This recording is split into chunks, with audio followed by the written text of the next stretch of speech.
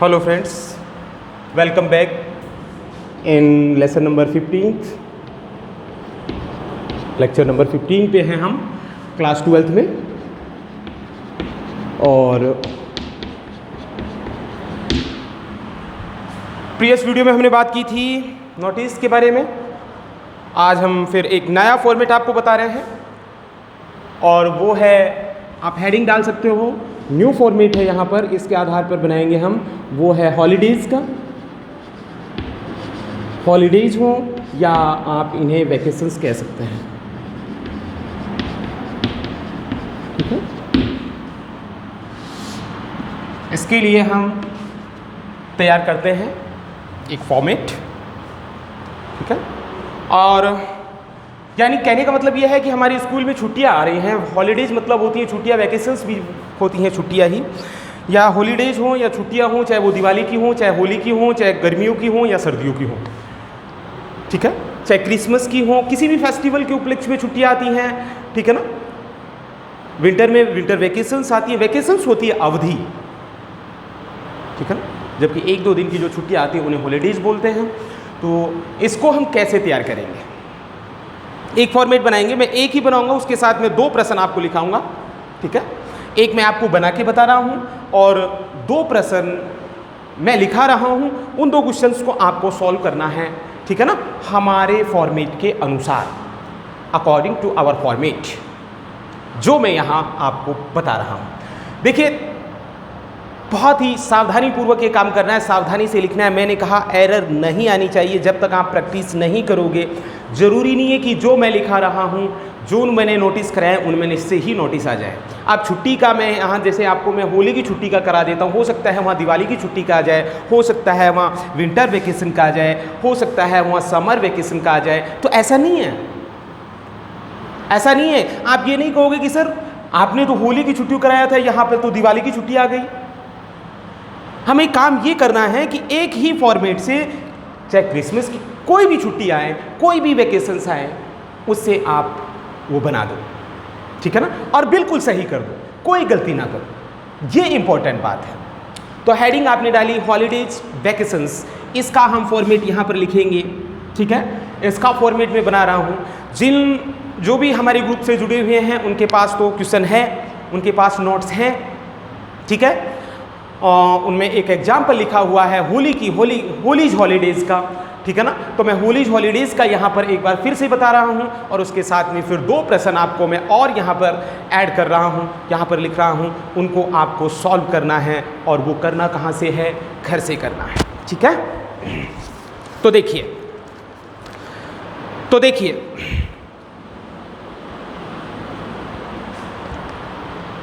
पहले हम प्रश्न लिखते हैं, ठीक है। पहले हम क्या लिखते हैं? प्रश्न लिख रहे हैं और मैं इसे मिटा रहा हूं यहाँ पे। तो प्रश्न ये रहा, देखिए कैसे प्रश्न है। मैंने यहाँ पर लिखा क्वेश्चन नंबर 1, इसके आधार पर हमें तैयार करना है। और प्रश्न ये है, draft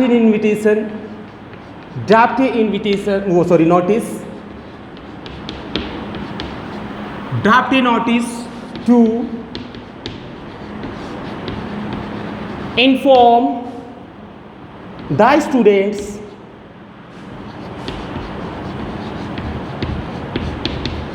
and the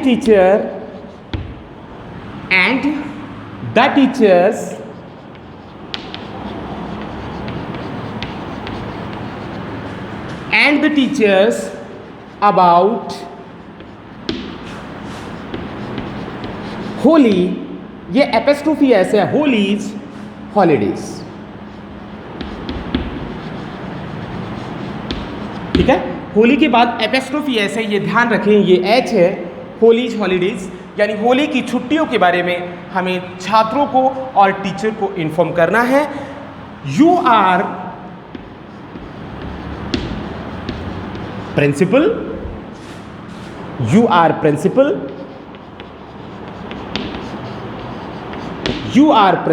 of Naveen Senior Secondary School Alwar.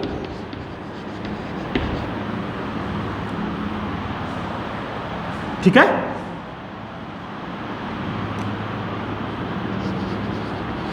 ये एक इंफॉर्मेशन छूट गई, मैं यहाँ ऐड कर रहा हूँ, हॉलीडेज फ्रॉम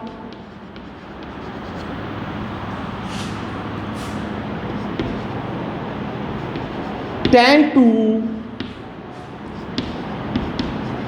मार्च 2021, यानी आपकी छुट्टियां रहेंगी कब से कब तक? 16 मार्च से 10 मार्च से और 16 मार्च तक। तो सबसे पहली बात, हम प्रश्न को बड़े ध्यान से हमें पढ़ना है कि देखिए हमने लिखा है ड्राफ्ट ए नोटिस, एक नोटिस तैयार करना है। इन्फॉर्म किस किस को करना है? स्टूडेंट को भी करना है और टीचर्स को भी करना है। फंक्स किसके बारे में करना है? वो क्या है? होली की छुट्टियों के बारे में करना है। कौन करने वाला कौन है? वो कौन है? यहाँ पर प्रिंसिपल है। और छुट्टियाँ कब से कब हैं? 10 से लेकर 16 मार्च तक की छुट्टियाँ हैं। ठीक है, क्लियर होगी बात? सीधी सी बात है, सिंपल सी बात है। सीधा हम बॉक्स बनाते हैं और हमने लिखा यहाँ जिस भी संस्था का नाम है नवीन सीनियर सेकेंडरी स्कूल, और यहाँ मिडिल करके हमने लिख दिया अलवर, यहाँ मिडिल करके हमने लिख दिया नोटिस। यहाँ तक कोई समस्या है नहीं मेरे हिसाब से, क्योंकि हम कई बार हम ये बना चुके हैं। तो यहाँ पर आप यहाँ से ये बॉक्स बना दिया और यहाँ से हमने ये बॉक्स बना दिया। ठीक है, यहाँ तक कोई दिक्कत नहीं होगी, क्योंकि हम बहुत इन्विटेशन कर चुके हैं, बहुत सारे कर चुके हैं। ये पहला बॉक्स बनकर हमारा तैयार है। ठीक है, अब एक काम करना है, दूसरा बॉक्स बनाना है। तो एक लाइन का ये हमने बॉक्स बना दिया। यहाँ पर सब्जेक्ट लिखना है, जिसके बारे में भी आपको सूचित करना है, जिस पर भी आपको नोटिस लिखना है, उसको यहाँ पर लिखना है। क्लियर होगी बात? अब प्रॉब्लम है कि यहाँ सबसे पहले हमें लिखनी है डेट। यहाँ लिखें या यहाँ लिखें, कहीं पर भी लिख सकते हैं। डेट कब की लिखनी है? इस डेट, जो भी प्रश्न में डेट दे रखी है उससे पहले की। 10 तारीख से छुट्टियां शुरू हो रही हैं, तो नेचुरल सी बात है कि आपको यहाँ नोटिस बच्चों को सूचित करना है, टीचर को सूचित करना है। तो ऐसा तो है नहीं कि 10 के बाद सूचित करेंगे। ठीक है, 10 से पहले ही सूचित करेंगे, अर्थात यहाँ पर डेट 10 से पहले की देनी है।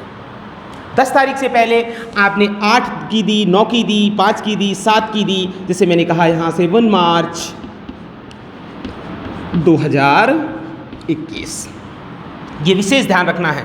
यदि ये डेट के बाद की डेट यदि आपने दी तो 100% गलत है, और यहाँ पर यदि एक भी गलती आई तो निश्चित रूप से नंबर कटेंगे।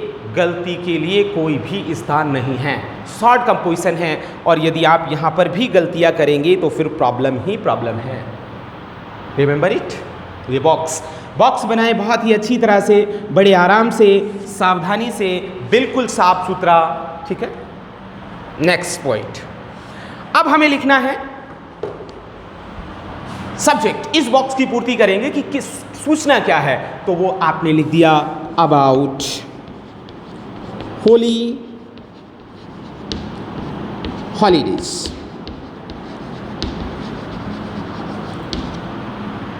ठीक है, होली की छुट्टियां।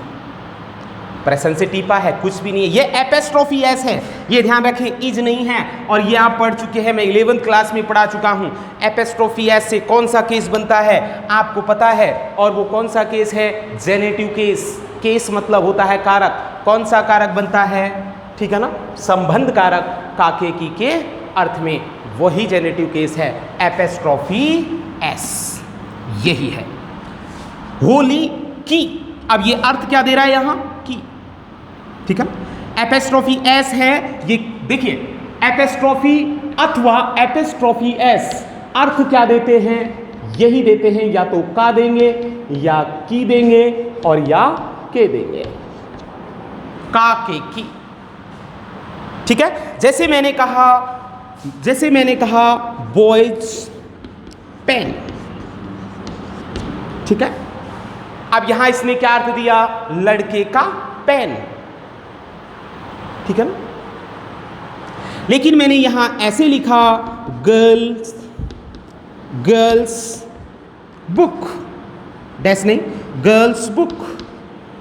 इसने यहां अर्थ क्या दिया? लड़की की।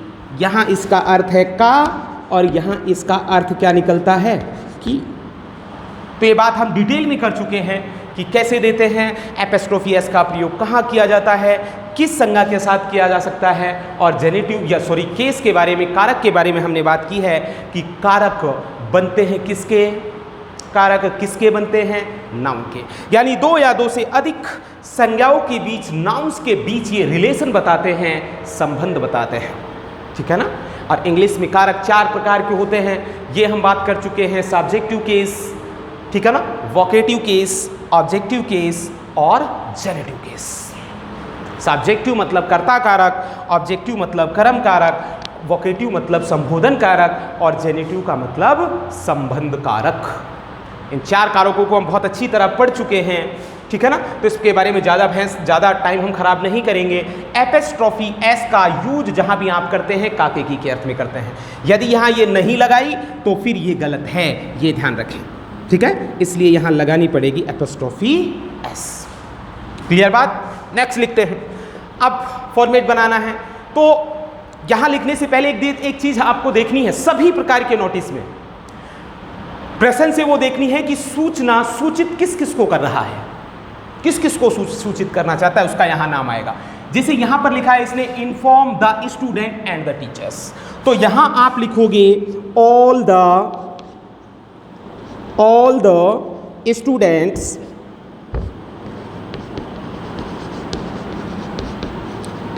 एंड द टीचर्स,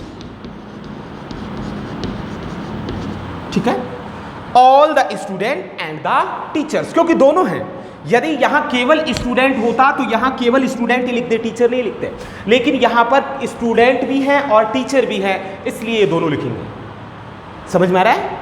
तो जो प्रश्न से है वो ही लिखना है, अपनी तरफ से नहीं लिखना है, ठीक है ना। कभी ये कहें कि सर आपने, ठीक है ना, अब यहां पर हो सके यही प्रश्न आ जाए इसमें टीचर नहीं हो और आप यहां टीचर लिख दो जबरदस्ती, तो फिर गलत है। तो एक एक चीज को आराम से प्रश्न को पढ़ना है, तसल्ली से पढ़ना है। देखिए कई बार सब कुछ हमें याद होता है, सब कुछ हमारा सही होता है, लेकिन ओवर कॉन्फिडेंस में गड़बड़ हो जाती है, ठीक है। आप ज़्यादा स्मार्ट बन जाते हो, ज़्यादा बुद्धिमान बन जाते हो और आप तो सोचते हो अरे यार ये तो हमारे सर ने लिखाया है और यही एग्जाम आ गया, आप सेम टेक देते हो, सेम टू सेम डिक्टो वैसा का वैसा आप एग्जाम में लिख देते हो और फिर वो गलत हो जाता है, उसमें गलती आ जाती है, ठीक है। तो प्रश्न को, क्वेश्चन को बहुत ही जरूरी है कि उसे आप पूरी तरह से, अच्छी तरह से उसे समझें, ठीक है ना, और उसके बाद ही लिखना शुरू करें। तो all the student and the teachers are hereby informed,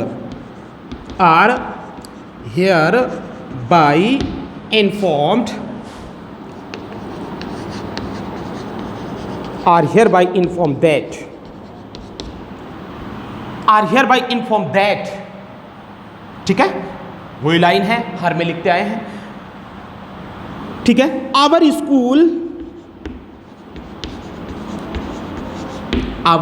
school will be, will के बाद बी, पैसिव वॉइस में चल रहे हैं।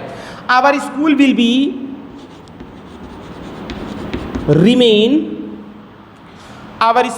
B remain closed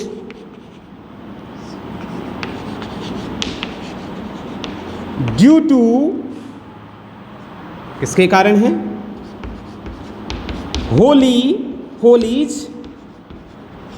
holidays. कब से कब तक है? डेट डाल देंगे, फ्रॉम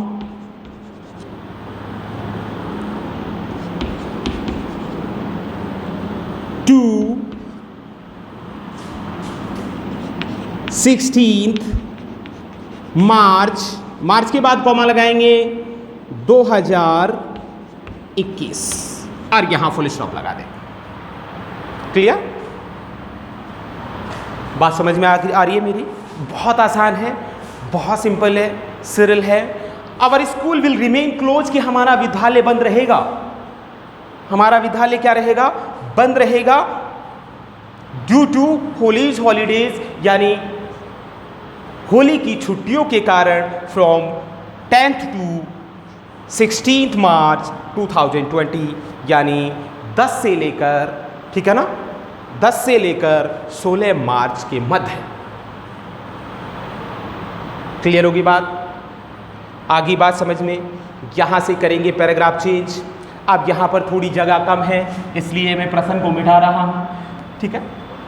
एक बात और ध्यान दें, जिन लोगों के पास इनके नोट्स नहीं हैं उन लोगों को प्रश्न लिखना और इसको नोट करना बहुत ज़रूरी है, ठीक है ना। तो आप जब भी वीडियो को देखें तो कॉपी और पेन लेकर बैठे और जो भी चीज़ें आपके पास नहीं है वो आप नोट कर लें, ठीक है। नोट करें और इन्हें बनाने का प्रयास करें। देखने से काम नहीं चलने वाला है कि केवल देख रहे हैं, देखने से कुछ नहीं होगा, समझ आ रहा ना, देखने से कुछ नहीं होगा और इनको करना भी पड़ेगा। क्लियर होगी बात? इसको मैं अब मिटा रहा हूं और इसको अब आपको नीचे का दूसरा पैराग्राफ, क्योंकि हमारे यहाँ जगह नहीं है, हम अगली लाइन से ठीक यहाँ से लिखना शुरू करेंगे, ठीक है ना। और उसको मैं ऊपर लिख रहा हूँ स्पेस के कारण। अब यहाँ देखिए, यहाँ से मैंने पैराग्राफ चेंज करके लिखा the students, the students. S लगेगा, ये ध्यान रखें, बिना एस के स्टूडेंट तो आएगा ही नहीं नोटिस में, क्यों बहुवचन में ही आएगा, एक स्टूडेंट नहीं होगा, ठीक है ना। हमेशा क्या आएगा? स्टूडेंट्स ही आएगा, तो ध्यान रखें स्टूडेंट्स ही लगाना है। The student should take there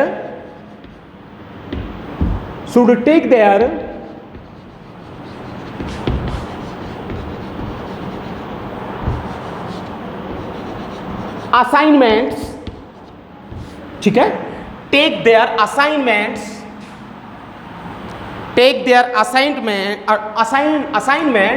from the teachers, full stop. बस, बहुत सिंपल है।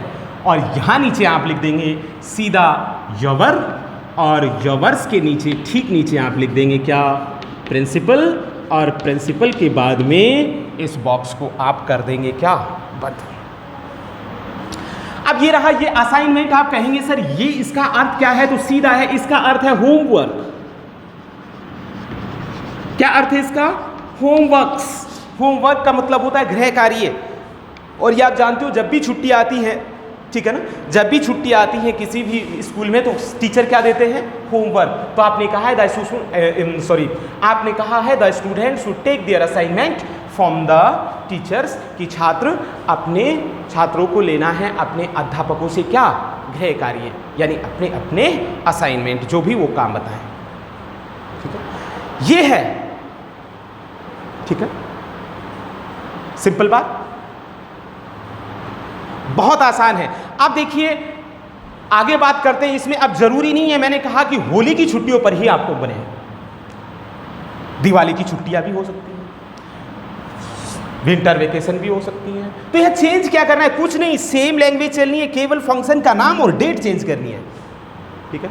इस फॉर्मेट के अंदर केवल दो ही चीजें, ये एक तो ये जो डेट आ रही हैं और दूसरा जो फंक्शन का नाम है ये रहा आपका, ये दो चेंज करेंगे, जो कहाँ से टिप कर देंगे? प्रश्न से। बाकी तो सेम लिखेंगे ही हम, अरे बाकी तो सेम लिखेंगे ही, बाकी तो कोई प्रॉब्लम है ही नहीं, सेम वही लैंग्वेज है। अब चाहे दिवाली की छुट्टी आओ तो यही लिख देंगे। देखिए सिंपल सा बोल रहा हूँ, दिवाली की छुट्टी का आता है तो कैसे लिखते हैं? सरल सी बात है, all the student and the teachers are hereby inform that our school will be remain close due to Diwali holidays. यहाँ क्या आ जाएगा?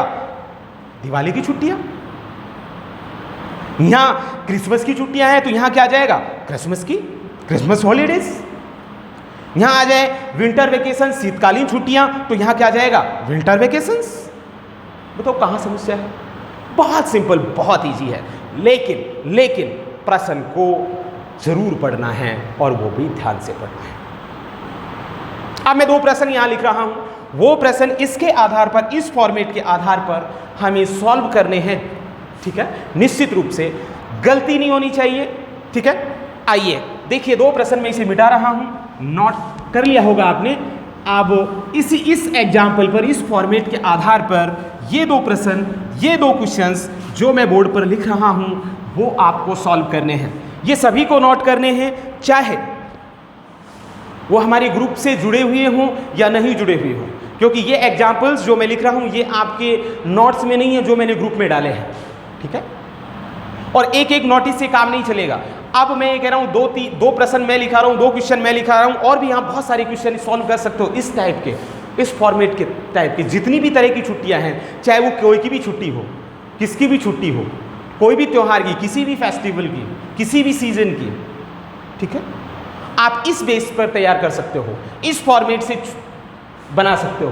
तो क्वेश्चन नंबर 2 एक तो हमने लिख ही लिया है, दूसरा प्रश्न सभी को नोट करना है, ये ध्यान रहे।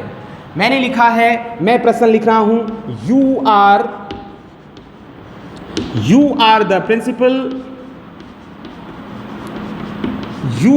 Principle of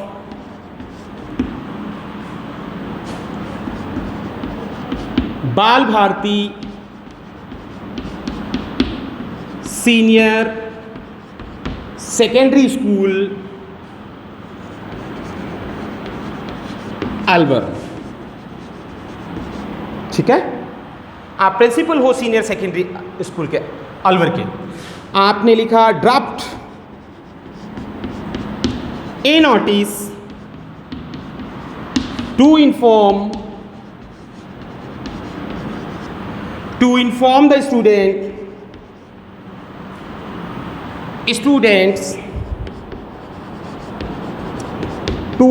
the students about winter vacations, ठीक है, from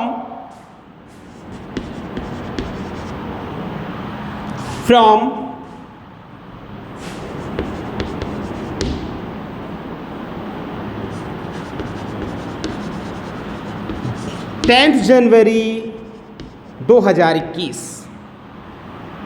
सिंपल। आप प्रिंसिपल हो और आपको लिखना किस पर है, ये विंटर वेकेशंस पर। कब से, ये थोड़ा गड़बड़ हो गया। आप ऐसे लिखेंगे, फ्रॉम के बाद में लिखा आपने 10 से 10 से 2, कब से कब तक है ये तो बताना पड़ेगा ना। 10 से कब तक है, 20 थी, 10 दिन की छुट्टियां हैं आपकी।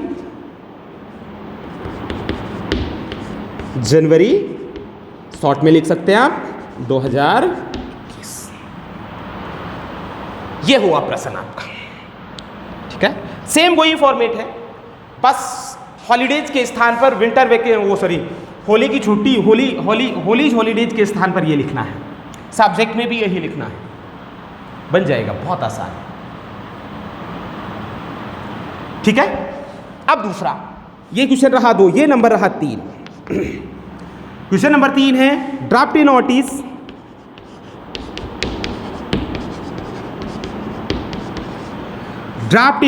To inform the students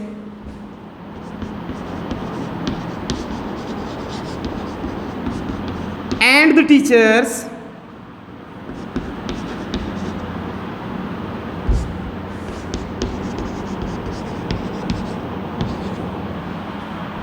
about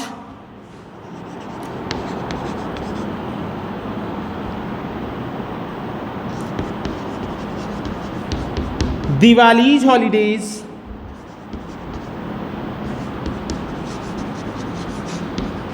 from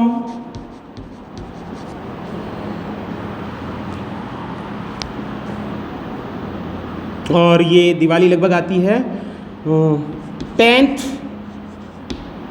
to 5th October 2020। अक्टूबर नवंबर में आती है, तो उस हिसाब से हमने डेट यहाँ पर मेंशन की है। तो आपने लिखा है draft a notice to inform the student about the student and the teachers about the Diwali's holidays from 10th to 25th October 2020, ठीक है। आगे लिख दें, you are principal, you are the principal You are the principal of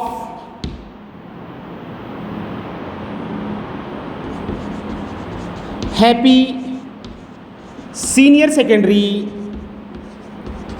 School Alwar. ये दो प्रश्न हैं, ठीक है, ये दो प्रश्न हैं और ये दो प्रश्न हमें सॉल्व करने हैं हमारे फॉर्मेट के अनुसार। ठीक है, ध्यान रखना है, महत्वपूर्ण बात है, पहली ही लाइन हम लिखते हैं ऑल द, जिसको भी इन्फॉर्म आप कर रहे हैं, ये इंपॉर्टेंट बात है। ऐसा ही नहीं है कि दोनों ही प्रश्न में लिख दे all the student and the teachers. यहां पर देखें, you are the principal Bal Bharati senior secondary school Alwar draft a notice to inform the students. किसको सूचित करना है? केवल स्टूडेंट्स को, छात्रों को। तो यहां पर क्या लिखना है? All the students. पहले एग्जाम्पल में ये गलतियां करोगे आप, ये गलतियां करोगे आप। पहले एग्जाम्पल में all the student are hereby inform that, hereby inform that, ऐसे। इसके बाद में जो भी लिखना है लिख देना। समझ में आ रही है ना बात? केवल द स्टूडेंट, ठीक है, क्लियर होगी बात। लेकिन दूसरा ये देखिए, यहां पर है draft a notice to inform. किस किस को इन्फॉर्म कर रहा है? द स्टूडेंट्स को भी कर रहा है और टीचर्स को भी कर रहा है। ठीक है, स्टूडेंट्स को भी कर रहा है और टीचर्स को भी कर रहा है। क्लियर होगी बात? तो यहां पर कैसे लिखेंगे? यहां पर लिखेंगे all the students and the teachers are, ठीक है। उसके बाद में हियर बाय इन्फॉर्म दैट। तो ये छोटी छोटी बातें हैं, बिल्कुल सिंपल सी बातें हैं, ये बिल्कुल आपको ध्यान रखनी है। यदि ये लाइन जो आप लिखते हैं मैसेज वाले बॉक्स में, यदि आपने वही लिख दिया, हमने कहा साहब फॉर्मेट में आपने स्टूडेंट टीचर दोनों लिख रखा है, तो ये जरूरी नहीं है। यहाँ जिसका प्रश्न में जिसको आपको इन्फॉर्म करना है, चाहे वो स्टूडेंट हो, चाहे वो टीचर्स हो, चाहे वो स्टाफ हो, ठीक है ना, चाहे वो सिटीजन्स हो, चाहे वो पीपुल हो, चाहे वो बॉयज हो, तो वही आपको लिखना है, ऑल द बॉयज। यदि ये स्टूडेंट नहीं है, बॉयज आ जाए, ठीक है ना। जैसे ये प्रश्न ऐसे होता है, you are the principal of Bal Bharati senior secondary school Alwar draft a notice to inform the boys of our school about of your school about winter vacation, boys and girls, ठीक है। तो यहां बॉयज एंड गर्ल आ जाता, जैसे all the boys and the girls, ठीक है ना, सभी लड़के और लड़कियों को सूचित किया जाता है। अब यहां क्या है? सभी छात्रों को सूचित किया जाता है, जबकि यहां क्या है? सभी छात्र और अध्यापकों को सूचित किया जाता है। तो ये चीजें ध्यान रखनी है, ठीक है, क्लियर होगी बात? तो ये बात है। इस फॉर्मेट से प्रश्न नंबर 2, क्वेश्चन नंबर 2 और क्वेश्चन नंबर 3 इनको आपको सॉल्व करना है, बनाना है। और इस फॉर्मेट से, इस तरह से आप हॉलीडेज़ के हों, चाहे वैकेशंस की हों, छुट्टियों से संबंधित नोटिस यदि आपको बनाना है, तो आप मेरा ये फॉर्मेट आप यूज कर सकते हैं। चाहे वो किसी की भी छुट्टियां हो, जरूरी नहीं है ये 3 हमने लिखी हैं, चाहे वो क्रिसमस की छुट्टियां हो, चाहे वो ईद की छुट्टी हो, ठीक है ना, चाहे वो विंटर वेकेशन हो, चाहे वो समर वेकेशन हो, जो भी हैं हॉलीडेज़ हैं या वैकेशंस हैं, उनको आप इस तरह से, इस फॉर्मेट से सॉल्व कर सकते हैं, ठीक है, क्लियर बात? अब आगे हम बात करेंगे नेक्स्ट एक और अगला फॉर्मेट की, ठीक है। और अगला फॉर्मेट हम आपको बताएंगे वो है टूर्नामेंट्स वगैरह जो भी आपके विद्यालय में आयोजित होती हैं, चाहे वो कबड्डी की हो, चाहे वो क्रिकेट की हो, चाहे खो खो की हो, कोई भी टूर्नामेंट हो, कोई भी खेल, गेम से संबंधित, ठीक है ना, गेम्स और स्पोर्ट्स से संबंधित नोटिस किस तरह से तैयार किए जाते हैं, कैसे उन्हें तैयार करेंगे, क्या हमारा फॉर्मेट रहेगा, और ये बात करेंगे हम नेक्स्ट वीडियो में, ठीक है ना। थैंक यू फॉर वॉचिंग मी। करो साहब।